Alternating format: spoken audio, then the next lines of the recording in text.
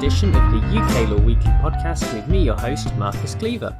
This week we're going to be looking at the case of the Crown on the application of Gallaher Group Limited and the Competition and Markets Authority.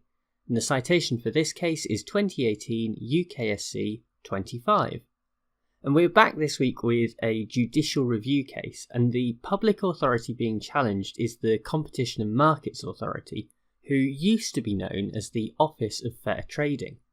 In 2008, the Office of Fair Trading found that 13 companies, including Gallaher, the respondents in this case, had infringed the Competition Act 1998. But 5 of these companies entered into so-called early resolution agreements that are essentially like a plea deal in criminal law. In other words, the 5 companies admitted wrongdoing and cooperated with the proceedings. In return, the penalty imposed on these companies was greatly reduced. Interestingly though, this admission by the company does not stop them from appealing the final decision, although in that case the penalty imposed is likely to be substantially increased. The problems in this case began when the Office of Fair Trading entered into an agreement with one of the companies called TM Retail, whereby TM Retail would enter into an early resolution agreement, but would get the benefit if any of the other companies appealed successfully to the Competition Appeal Tribunal. There is not really any official regulation of these sorts of deals, even though the internal guidance from the OFT talked about acting in line with principles of equality and fairness. In any case, we ended up with a situation where 6 of the companies appealed, and some of the others, such as Gallaher and TM Retail, went for the early resolution agreements.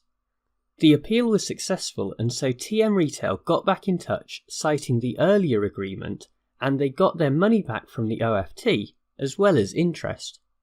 As you can imagine, Gallaher were not exactly happy about this, as they were in the same position as TM Retail, but were not getting any money back from their early resolution agreement. That is the basis of the current case, and although the argument failed in the High Court, the Court of Appeal held that there was a public law duty to treat those under investigation equally, and so Gallaher should have got the same benefit as TM Retail. The Competition and Markets Authority appealed the case to the Supreme Court, which is where we pick it up. The justices began by noting that the principles espoused by the OFT of equal treatment and consistency might be a desirable objective, but they are by no means an absolute rule. To put it another way, the policy created a legitimate expectation, but that does not necessarily imply any specific legal consequences. It is true that procedural unfairness is a ground for judicial review, but that is not the same thing as the decision itself being unfair. Think about it this way. All of the companies who entered into an agreement knew that there was a chance that others might appeal, but it was only TM Retail who did anything about it by getting an assurance from the OFT. Whether this was fair or not is a different question, and Lord Sumption did note that the special treatment given to TM Retail was a mistake, but that does not change the fact that the respondents like Gallaher are trying to benefit from an agreement they never made. Agreements such as those relating to irrationality do not therefore play out because it is completely reasonable to pay out on an agreement that you did make and not pay out on an agreement that you didn't. Finally, Lord Briggs considered whether the OFT should have perhaps been true to its commitment to equal treatment, even if that meant offering the same deal to everyone. But he concluded that this was a policy decision rather than one that should be made by the courts. Overall, the final decision in the case does make sense, but it is hard to reconcile with what the average person would consider to be fair. Given the reasoning of the Court of Appeal, it is surprising that this did not attract more sympathy from the justices, and that the final decision was unanimous. Of course, the OFT did just in the end strictly abide by the agreements that it had made, but as Lord Sumption noted, this was a mistake, and yet there are no consequences for this mistake. The distinction that was drawn between procedural and substantive unfairness is a rather arbitrary one, and does not hold up to close scrutiny.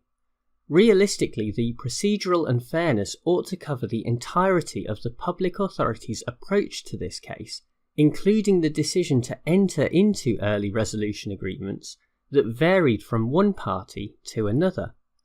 The case also offers the opportunity to talk in more depth about these agreements in general.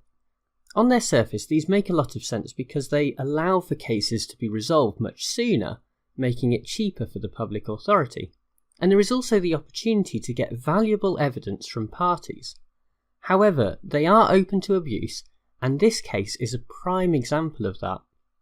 Bespoke agreements can lead to unfairness, while significant reductions or increases to the punishment that are dependent on a company either accepting or declining the deal can lead to injustices such as innocent parties pleading guilty or guilty parties not being properly punished by the law. This is a real issue in the American criminal system at the present, where the number of plea deals is through the roof and penalties sit at an extreme end of the spectrum.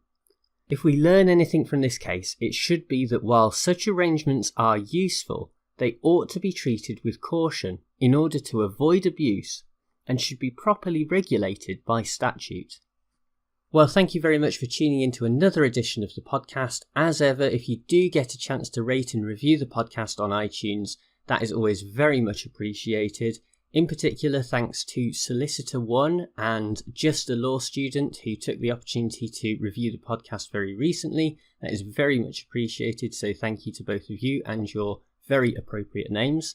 I'll be back with another episode next week, but for now, bye!